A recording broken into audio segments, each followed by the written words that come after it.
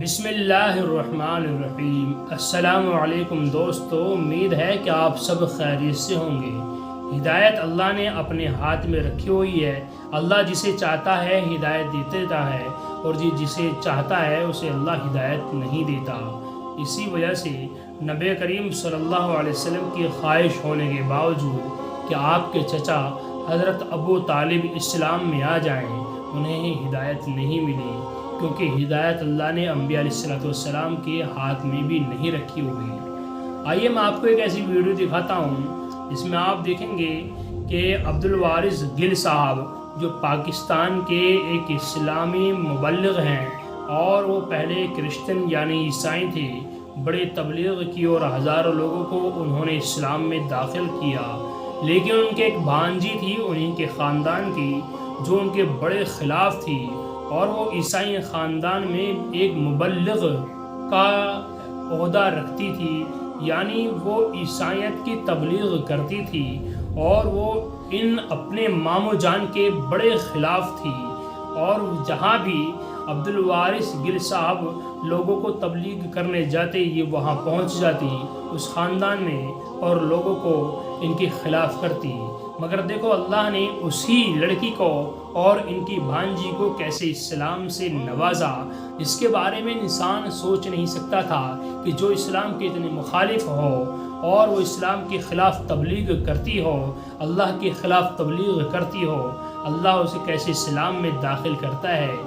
واقعتاً ایسے لوگ اسلام میں داخل ہوئے ہیں کہ جن کے بارے میں کوئی سوچ بھی نہیں سکتا کہ یہ لوگ اسلام میں داخل ہو سکتے ہیں، مگر اللہ نے انہیں ہدایت دی، اور آج وہ اسلام کا وہ کام کر رہے ہیں جو واقعتاً ہم نہیں کر رہے اور نہ ہم کر سکتے ہیں۔ آئیے اس ویڈیو کو سماعت فرمائیں۔ اور میں اپنی اس بیٹی کا، اس بچی کا غم سن کے رو رہا تھا وہاں پر۔ میں اسے کہتا ہوں اور ساری بچیوں کو کہتا ہوں،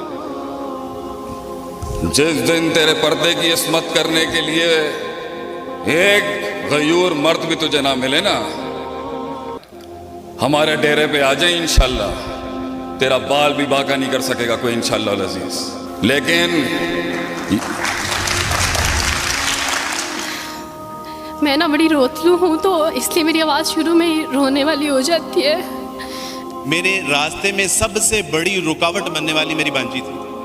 اچھا، ہاں جی، وہ اتنی رکاوٹ کہ میرے لیے بد دعائیں کیا کرتی تھی کہ یہ جس نے اسلام قبول کر لیا ہمارے ماموں جان نے اور ہمارے بچے بچیوں کو گمراہ کر رہے ہیں، تو لٹرلی اس کے میرے لیے دعائیں کیا کرتی تھی جولی اٹھا کے کہ اللہ سبحانہ تعالیٰ جی ان کو واپس عیسائیت میں لے آئے۔ یہ وہی تھی انہیں جنہوں نے خود بعد میں خود اسلام قبول کر لیا؟ اللہ سبحانہ تعالیٰ کی توفیق سے، الحمدللہ، کیونکہ انہوں نے جولیاں اٹھا کے شیخ صاحب میرے لیے بد دعائیں کی، میں نے جولیاں اٹھا کے ان کے لیے دعائیں کی، اور بالآخر میری دعا ان کی دعا پہ غالب آ گئی۔ آپ تمام احباب کے سامنے تشریف لا رہی ہیں بیٹی چاند احمد، اور 2 سے 3 منٹ میں یہ جو ہے وہ اپنی مختصر روادات آپ احباب کے سامنے پیش کریں گے۔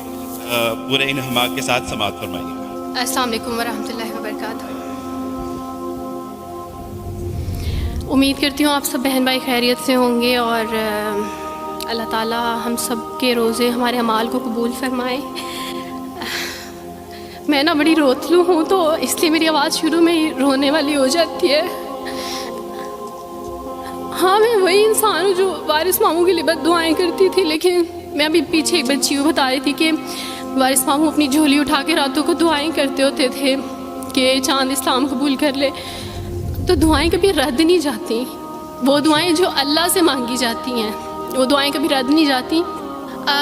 میں نے اپنی 25 سالہ زندگی جو تھی وہ کرسچینٹی میں اچھی خاصی پریچنگ میں گزاری۔ میں چرچ میں پریچ کرتی تھی، کلام پیش کرتی تھی، ایک آپ کہہ لیں کہ کٹر مسیحی تھی میں، اور ایسی مسیحی تھی جو وارث ماموں کو یعنی بولنے نہیں دیتی تھی فیملی میں۔ جب مجھے پتہ چلتا تھا کہ آج وارث ماموں فلاں فیملی میں وزٹ کر کے گئے ہیں، میں اس گھر میں پہنچ جاتی تھی۔ اس سے پہلے کہ وارث ماموں کی باتیں ان کے ذہن پہ اثر کریں، مجھے خدا کا کلام پیش کرنا ہے، ان کے گھر پہ جا کے دعا کرنی ہے تاکہ شیطان اپنا کام نہ کرے، بیکاز میرے نزدیک وارث ماموں جو کام کر رہے تھے وہ شیطان کا کام تھا، کیونکہ وہ خداوند سے دور کر رہے تھے میرے لوگوں کو۔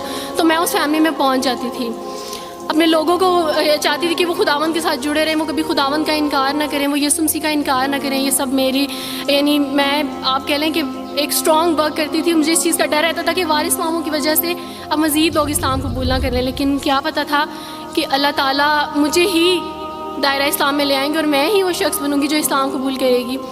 CSS کر رہی تھی, میں نے BA کمپلیٹ کیا اپنا, اور اس کے بعد میں CSS کر رہی تھی.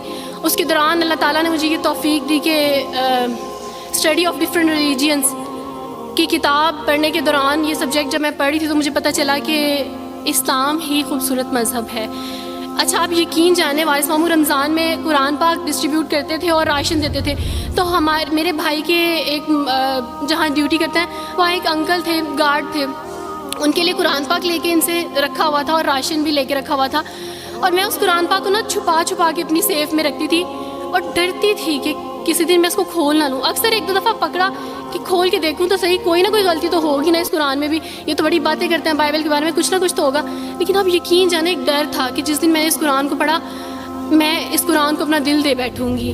اور وہی ہوا کہ جب میں نے قرآن پڑھا تو میں اس پر ایمان لائے بغیر نہیں رہ سکی. ایک رات وارث ماموں کو کال کی اور ان سے کہا کہ 2 بجے کا لگ بھگ ٹائم تھا, اور ان سے کہا کہ وارث ماموں مجھے آپ سے ضروری بات کرنی ہے. تو انہوں نے کہا کہ کیا بات ہے بیٹی, کوئی زندگی موت کی بات ہے؟ تو میں نے کہا کہ ایسے ہی سمجھ لیں, میں رو رہی تھی.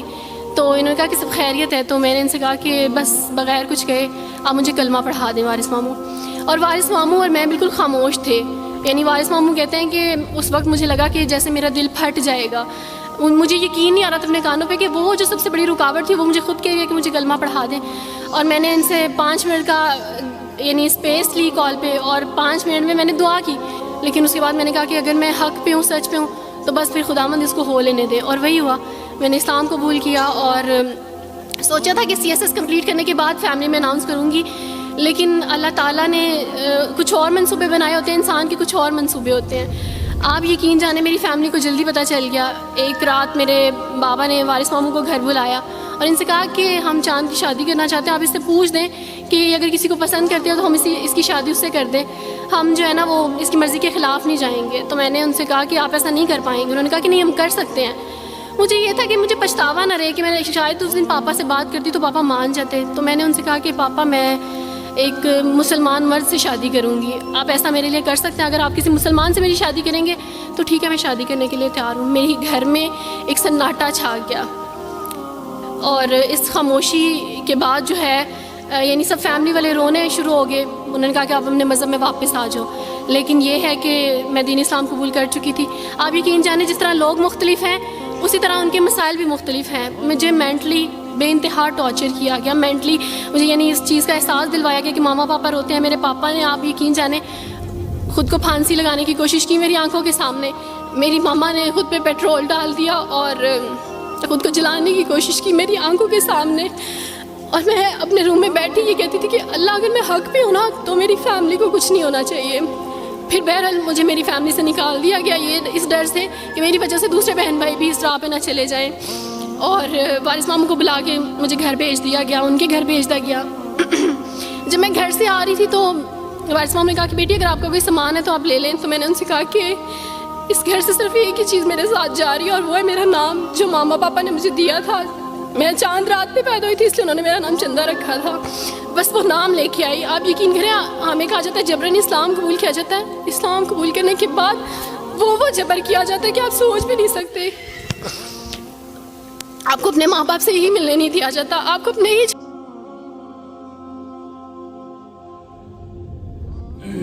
دیکھا جناب آپ نے کتنی مخالف تھی اسلام کی, لیکن اللہ نے اسے اسلام میں داخل فرمایا.